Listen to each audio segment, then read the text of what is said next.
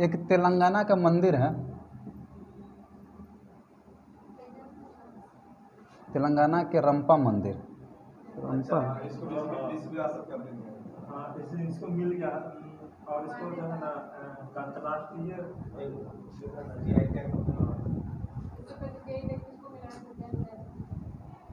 ठीक है। तेलंगाना के जो रंपा मंदिर है इसको यूनेस्को के वर्ल्ड हेरिटेज साइट में शामिल किया गया है, ठीक है ना। ये इसलिए इसको सब बता रहे हैं क्योंकि ये इस परीक्षा में नहीं, हर एक परीक्षा में कहीं ना कहीं आपको आ जाएगा। टकरा जाएगा।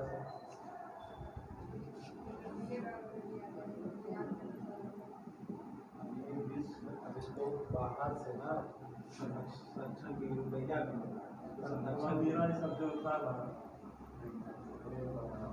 2-3 दिन पहले तो सब पेपर में था।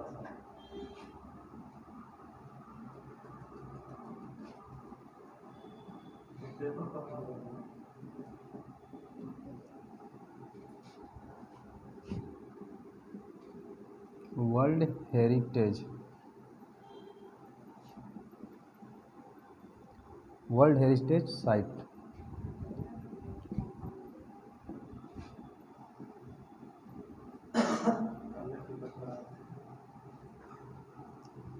देखिए वर्ल्ड हेरिटेज साइट में का दर्जा दिया गया है। वर्ल्ड हेरिटेज साइट दर्जा देने के पश्चात ये हो जाता है कि यह हमारा पर्यटन उद्योग केंद्र बन जाता है, पर्यटन को बढ़ावा देने का एक कार्यक्रम बन जाता है, क्योंकि ये विश्व में जाना जाने लगता है। क्योंकि यूनेस्को जो है एक बहुत बड़ी संस्था है और ये हर एक को संरक्षण देने के लिए करता है, ना कि एक ही को। और ये बताइए कि ये जो संरक्षण दिया गया भारत में, इसको छोड़कर अभी तक कितनों को संरक्षण दिया गया था? इसको छोड़कर टोटल 39 को मिला है, छोड़ के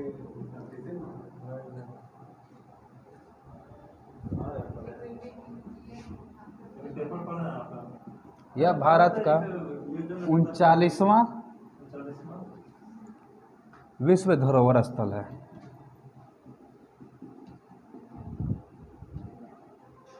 इससे पहले जो है 38 है। और रंपा मंदिर की खासियत यह है कि इसकी निर्माण जो है कि द्रविड़ शैली में हुई है। हाँ, द्रविड़ एक शैली है बनाने की, ठीक ना। दक्षिण की जो है कि बनाने की एक कला है, द्रविड़ शैली, उसमें बनाई गई है। अब द्रविड़ शैली क्या होती है ये यहाँ पर समझाना ठीक ठाक नहीं है, ठीक है। और दूसरी चीज़ रहा, ये जो है ये मंदिर जो है किसकी है? ये मंदिर किस भगवान की है?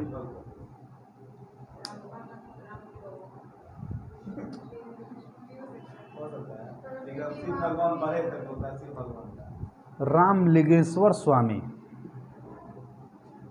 रामलिंगेश्वर, वही शिवज शिव भगवान का है।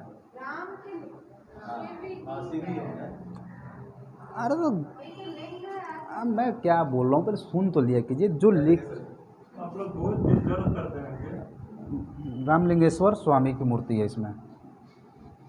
जानने का तो नहीं पड़ी करता। रामलिंगेश्वर स्वामी की मूर्ति है।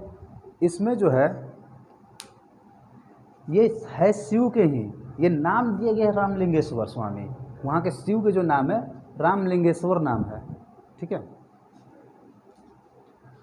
और इस मंदिर को जो है किसने बनवाया था, जरा ये भी बता दीजिएगा। बनवाया किसने था? बनवाया का भी नाम जान लेते हैं, है ना। जब जान रहे हैं तब जान ही लेते हैं कि कौन बनवाया था इसको।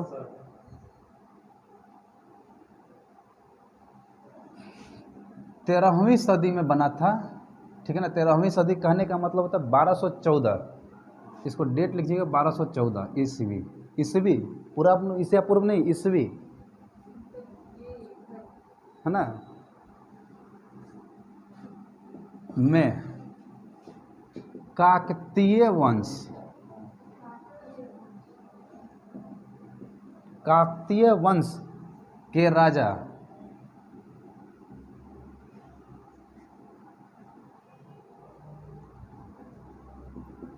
गणेश देव।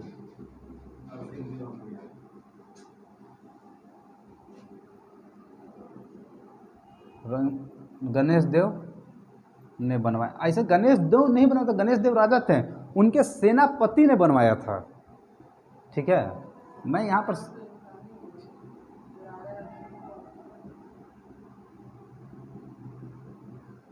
ऐसे तो है कि हाँ, मतलब कि इनके जो है कि सेनापति ने ही इनको बनाने का परमिशन लिया था। लेकिन ये एक ऐसा मंदिर है, भारत का ये एक ऐसा मंदिर है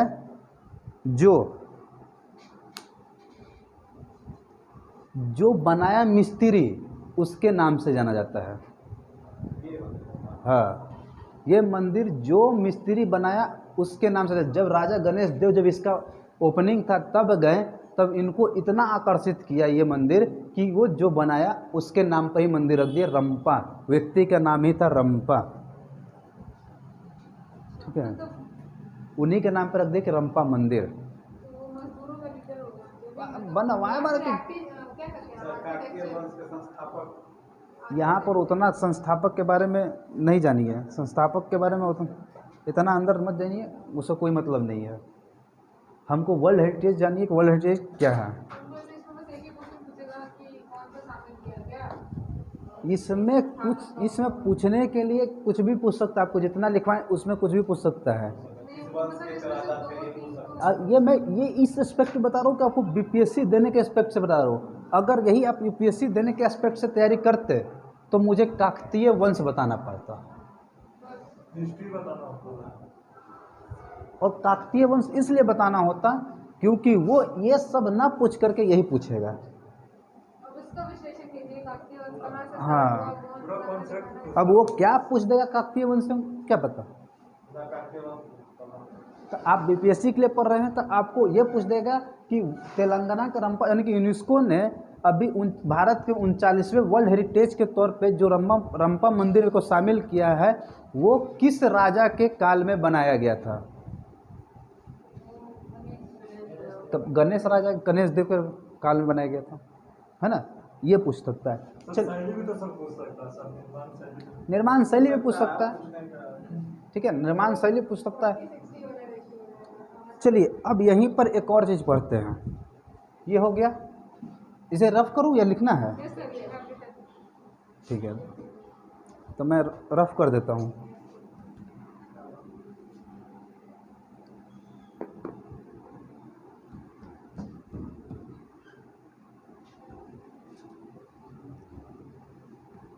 अब आप लोग इतना पढ़ ही रहे हैं तो एक वाव पढ़ लेते हैं। अभी अभी एक और को दिया गया वर्ल्ड हेरिटेज का दर्जा, ठीक है ना। अभी अभी एक और को दिया गया है, उसका नाम है धौलावीरा।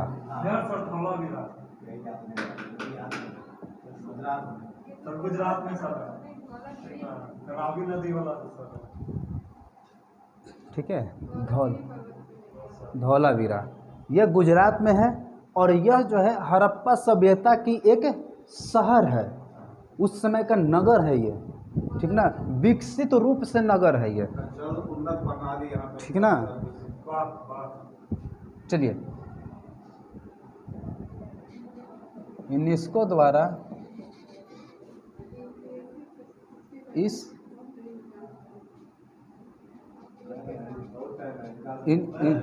एक साथ तो लिखने तो दीजिए, आपको बोलना शुरू करते हैं। इसको इसे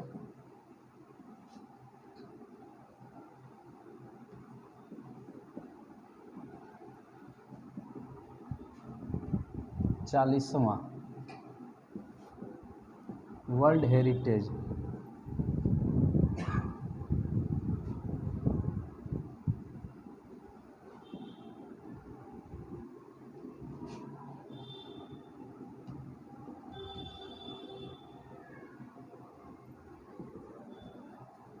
चलिए, और इसकी जो खनन हुई थी, इसकी जो खोज हुआ था वो 1968 में हुआ था। धौलावीरा का की खोज जो है, खनन जो है, इसकी जो जानकारी जो है 1968 में। और आपको बता देते हैं, आपसे किसी भी सेंटेंस में ये पूछेगा तो इसमें त्रिस्तरीय नगर की प्रणाली मिलती है।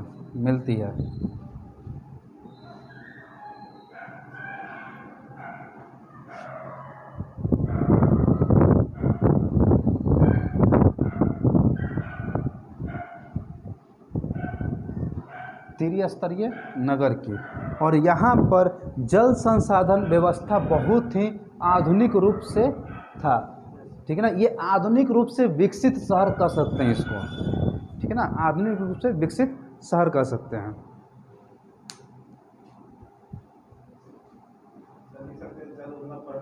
हाँ हाँ, जल उन्नत प्रणाली लिख लीजिए अगर लिखने का इच्छा कर रहा है। ज़्यादातर जल धौला, अगर ज़्यादा पढ़ना तो धौला वीडियो के बारे में नेट पे सर्च मारिए, पढ़ लीजिए। मैं ये बता, ठीक है।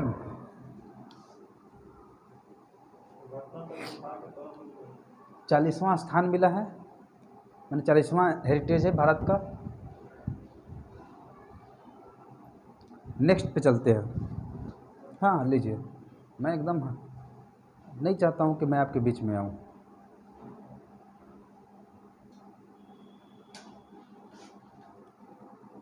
चलो लड़के,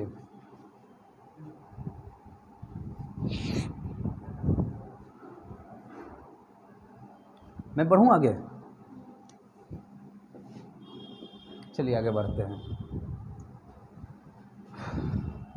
अब इतना कुछ जान ही रहे हैं तो थोड़ा सा एक और चीज़ जान लेते हैं, ठीक है।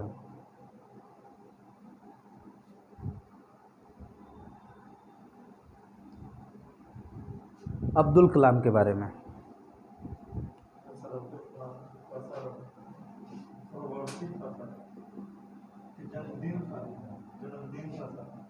अब्दुल कलाम का पुण्यतिथि था 27 जुलाई को, उनकी पुण्यतिथि थी।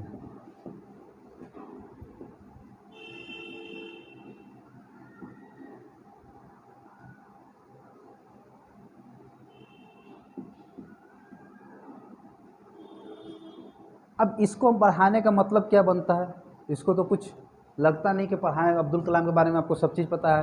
अब्दुल कलाम को हम लोग मिसाइल मैन के नाम से भी जानते हैं, ठीक है ना। ये सब चीज़ बताने की ज़रूरत नहीं है। मुझे जो बताना है इसमें एक ही चीज़ बताना है कि इनके लिए एक जो है पोर्ट्रेट बनाया गया है, ठीक है। एक पोर्ट्रेट बनाया गया है जो 3000 आभूषणों से बनाया गया, सोने के आभूषणों से, 3000 आभूषणों से बनाया गया है। केरल के त्रिशूर में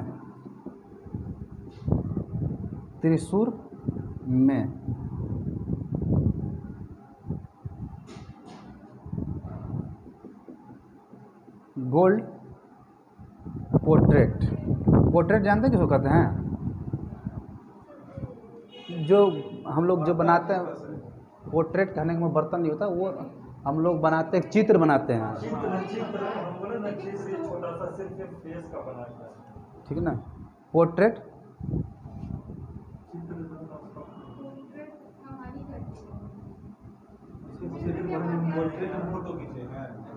ठीक है ना।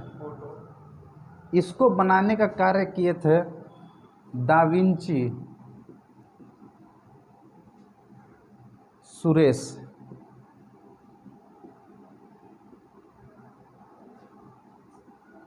ने इसे 3000 सोने के आभूषणों से बनाया है।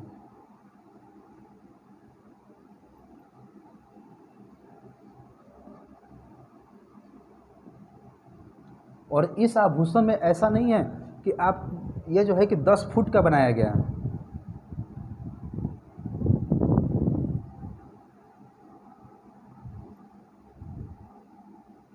दस फुट का पोर्ट्रेट है। 10 फुट कहने का मतलब कितना होता है?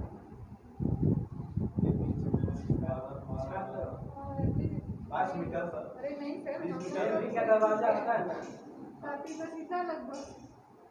चलिए, ये है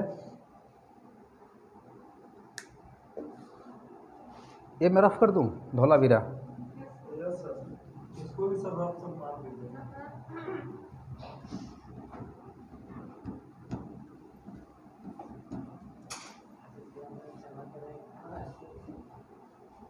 तो ऐसे पढ़ लो, ठीक है ना?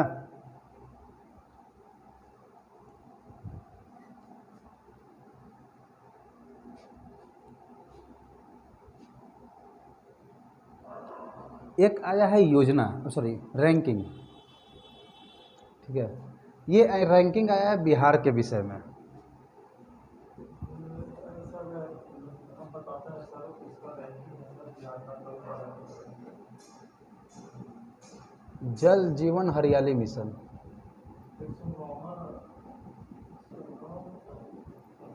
जल जीवन हरियाली मिशन पे जो है एक रैंकिंग जारी किया गया है बिहार में, और ये मिशन बिहार में ही चल रहा है, ठीक ना? और ये किसके अंतर्गत चल रहा है? इस मंत्रालय का किस योजना के अंतर्गत ये चल रहा है? सर 7 निश्चय पाठ 2। 7 निश्चय पार्ट 2 की ठीक बात है, लेकिन यह और किसके अंतर्गत चल रहा है? यह प्योरली बिहार सरकार का है, लेकिन यह किसी का सब है, किसी का सब है, ठीक है? ये किसी का सब है।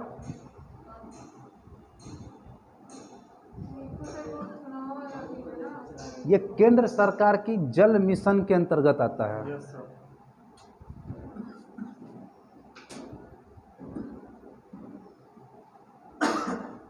इसमें जो है रैंकिंग जारी किया गया है, इसके लिए रैंकिंग जारी किया गया जो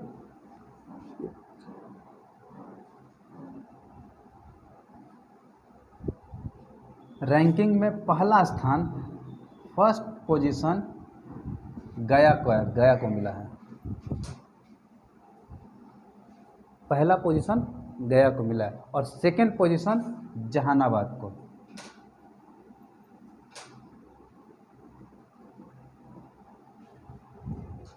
ठीक है, और इसकी अब ये तो हो गई ठीक बात है कि पोजीशन मिला है, और इसको जो है क्या कहते हैं, और इसको पर्यावरण संरक्षण मंत्रालय के द्वारा लाया गया है।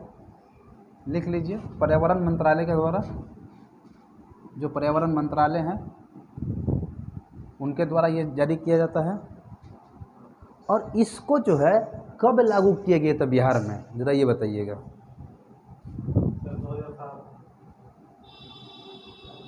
आपसे कभी पूछ ले, जल जीवन हरियाली मिशन ये लाया गया था शुरुआत 26 अक्टूबर 2019 में शुरू किया गया था। और इसे किस लिए शुरू किया गया था? ये शुरू किया गया था बरसात के पानी को संरक्षण करने के लिए। वर्षा के नहीं संरक्षण मतलब उसी बात तो सेम ही वो अंडरग्राउंड वाटर, जैसे में कि अब पानी को संरक्षण करेंगे तो क्या होगा, अंडरग्राउंड वाटर तो जाएगा ही जाएगा। अब ऐसा थोड़ी कि उसको संरक्षण जो है कि आप बढ़िया सा बना करके क्या कहते हैं उसको कंक्रीट से बना करके उसमें संरक्षण, नहीं, ये कंक्रीट से बनाना नहीं था, इसको गांव-गांव में जलाना था। गांव-गांव में करने को था, गांव के लोग को संरक्षण करना था। जो लोग आज इसमें के मान के चलिए कि जो तालाब खोद देते हैं गाँव में, तालाब देखे ना, तो तालाब खोद दिए, उनको जो है इस योजना के तहत उनको सब्सिडी दिया जाता था, पैसा दिया जाता था कि आपको हम इतना पैसा देते हैं, आप काम कीजिए। और ये पैसा कितना दिया जाता था?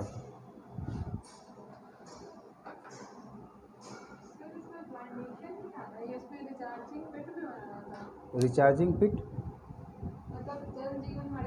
हाँ हाँ हाँ,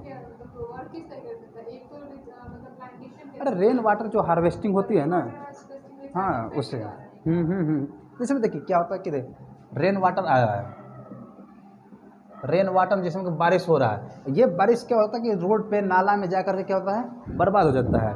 जब बर्बाद हो जाता है तो इसको बर्बादी से बचाने के लिए, इसमें गांव के जो लोगों को जो पानी की संकट की समस्या ना हो, उनके लिए, शहर के लिए नहीं।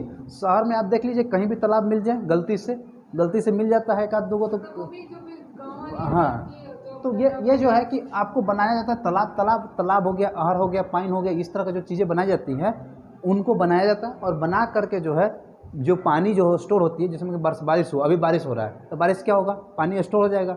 अब वहाँ का जो पानी स्टोर होगा तो जितना स्टोर होगा वो क्या होगा, आसपास एरिया का जो ग्राउंड लेवल वाटर है वो पूर्ति कर देगा उसको, क्योंकि गर्मी में ग्राउंड लेवल वाटर डाउन हो जाती है तो उसको क्या कर देगा, पूर्ति कर देगा। तो इस वजह से इस योजना को चलाया गया। इसमें पैसा दिया जाता है। अब ये जो है कि ज़रूरी नहीं है कि पैसा हर एक को अपने हिसाब से, तालाब के लिए अलग दिया जाता है, कुआं के लिए अलग दिया जाता है, लेकिन ये अपने हिसाब से सब्सिडी का कैटेगरी बांटा हुआ था। कितना दिया जाता है एग्जैक्ट कैटेगरी मैं नहीं बता सकता, ठीक है ना। और हाँ, इसमें गया में कितना पॉइंट आया, पॉइंट अगर अंक कितना प्राप्त हुआ इसको तो लिखना चाहते थे 54.85 ऐसा है, 85% अंक प्राप्त हुआ है। जहानाबाद को लिखना चाहता था, जहानाबाद को लिख लीजिए 54.7 आया है। हाँ तो 0.70 हो जाएगा, 7 जरूरी होगा, 7 के मतलब 70